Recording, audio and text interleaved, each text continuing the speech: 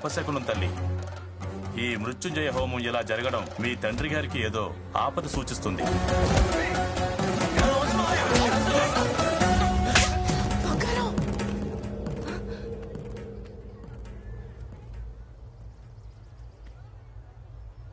హోమం డిస్టర్బ్ చేసావు. బుద్ధి లేదా? బుద్ధి లేదు నీకు. అది ఎంత బ్యాడ్ లక్ తెలుసా? నువ్వు తప్పు చేసావు. నేను తీసుకెళ్ళి నువ్వు మారు. ఇంకెప్పుడు నాకు కనిపించుకో. ఎన్నిసార్లు దెబ్బలు సిగ్గులేదు. ఏమనుకోకరా, ఆడికి నాకు మధ్య గొడవైంది. అది తెలిసి బంగారాజు వెళ్ళి ఆయన కొట్టాడు. అది మనసులో పెట్టుకొని ఇప్పుడు ఇదంతా చేస్తున్నాడు. ఏమనుకోకరా, అది హోమం ఆగిపోయింది, ఏదో అయిపోద్దని కంగారులో అది అలా చేసింది.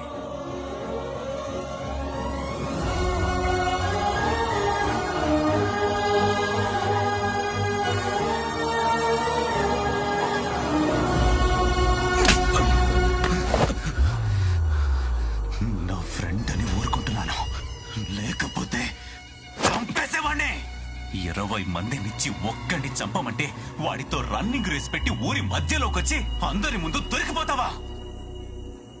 టైంకి నేను విడిపించకపోతే ఇంతకాలం పడ్డ శ్రమ వేస్ట్ అయ్యేది కదరా. ఆ జమాలజిస్ట్ ని ఎందుకు చంపాను చెప్పు. గుడి కింద ఉన్న నిధి కోసం. మరి ఆ బంగారాజు గారిని టైం పాస్ కి చంపమన్నానా? టైం పాస్ కి చంపమన్నానా? ఆ రోజు ఆయన ఏం చెప్పారో గుర్తుందా?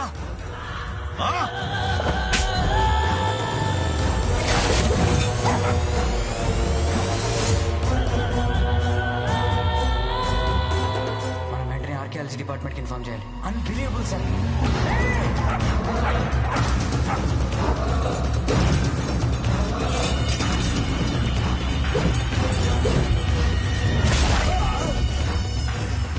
ఆ జమాలజిస్టు చెప్పింది నిజమే.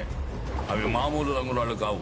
కేరళలోని అనంత పద్మనాభ స్వామి గుడిలో లాగా మన గర్భగుడి కింద కొన్ని వేల సంవత్సరాల నుంచి ఉన్నాయి. ఆ నిధికి రక్షణ కవచంలా ఓ శక్తి పనిచేస్తూ ఉంటుంది. నీకు ఆ గుడిలో నిధి కావాలంటే ముందు ఆ శక్తిని తప్పించాలి. ఏంటది? చిన్న బంగారు రాజు. బంగారాజా? అవును, వాడి వంశం ఉన్నదే ఆ గుడిని కాపాడడానికి. ముందు బంగారు రాజును చంపి ఆ గుడి మీదకెళ్ళు, లేకపోతే నువ్వు కూడా రక్తం కక్కుకుని చచ్చిపోతావు. ఇప్పుడు చెప్పు, గుడి నిధి కావాలంటే నేనేం చెయ్యాలి? బంగారాజును చంపాలి. ఆ బంగారాజు గారిని చంపాలి. ఆ బంగారాజు గారిని చంపాలి.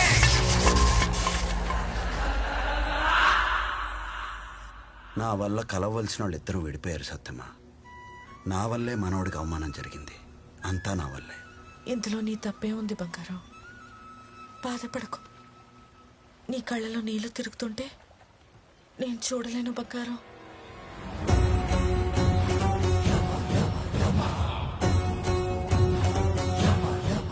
పాపం ఈ ఆత్మలకు కష్టాలండి ప్రభు. అతి త్వరలో ఈ ఆత్మలు రెండు పరమాత్మలో ఐక్యమైపోతాయి. ఆ తర్వాత ఈ ఆత్మల ఉనికే ఉండదు. పరమాత్ముడిలో ఐక్యమయ్యే లోపు ఈ ఆత్మలు రెండు అనుభవించాల్సిన కర్మఫలాలు, చూడాల్సిన కష్టాలు, సుఖాలు, బాధలు, ఆనందాలు ఇంకా చాలా ఉన్నాయి. చూస్తూ ఉండు.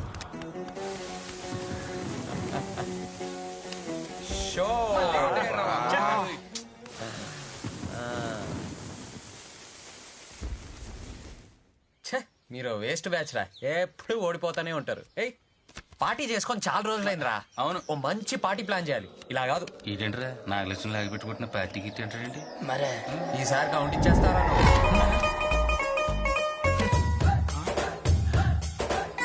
నువ్వు వాడు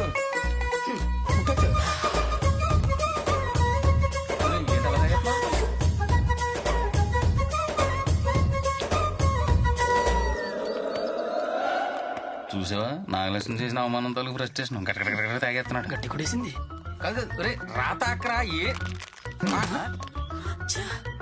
అది లెక్క. ఎరా ఓకేంతరా?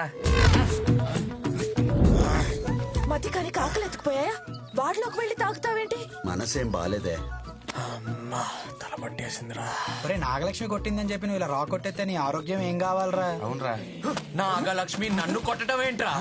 ఈ అబ్బా నువ్వు చూసావా? ఎవరు చెప్పాడ్రా నీకు? ఎవరు చెప్పాడ్రా నీకు? కొట్టింది కదరా. నేను గుడికి ఎప్పుడు వచ్చాను రా? నువ్వు అదే అవుతున్నావు. చంపేస్తా. తాగితే వాడికి కిక్కెక్కింది. ఓయ్, ఊరుకోవే పుట్టికి. కితకితలాడుతున్నాయే.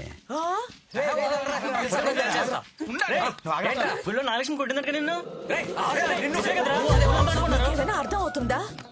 అదేమో కోపంగా కొట్టేసి వెళ్ళిపోయింది. ఈ ఎదవల మాటలకి వాడి పెచ్చిపోయి ఇంకా కోపం పెంచేసుకుంటున్నాడు.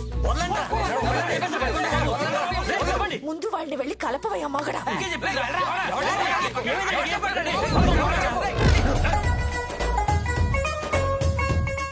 అరే కొరనా కొడకలారా, ఓ గంట సేపు నేను చెప్పించేయండి రా. అదండి నువ్వు రారా.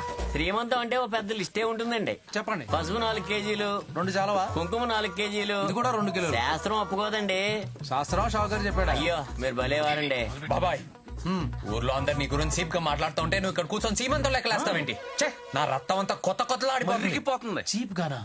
ఏమని? చెప్పరా, నా నోట్తో నేను చెప్పలేకపోతున్నాను. చెప్పలే. నువ్వు పెద్ద అమ్మ బుస్ గడవంట కదా.